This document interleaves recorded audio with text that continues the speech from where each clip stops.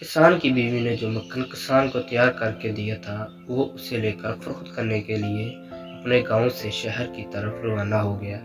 ये मक्खन गोल पेड़ों की शक्ल में बना हुआ था और हर पेड़े का वजन 1 किलो था। शहर में किसान ने उस मक्खन को हस्बे मामूल एक दुकानदार के हाथों फरोख्त किया और दुकानदार से चाय की पत्ती, चीनी, तेल और साबुन वगैरह खरीद कर वापस अपने गांव की तरफ रवाना हो गया।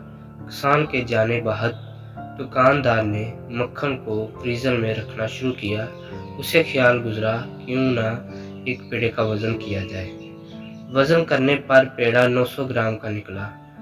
हैरत सदमे से दुकानदार ने सारे पेड़े एक एक करके तोल डाले, मगर किसान के लाए हुए सब पेड़ों का वजन एक जैसा और 900 ग्राम ही था।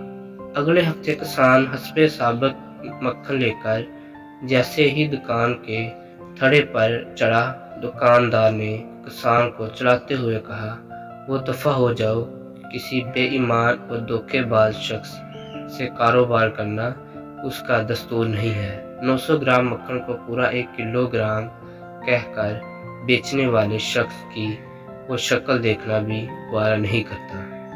किसान ने यासियत और अफसरदगी से दुकानदार से कहा, मेरे भाई, मुझसे बदजन ना हो, हम तो गरीब और बेचारे लोग हैं। हमारे पास तोलने के लिए बाट खरीदने की इस्तात नहीं।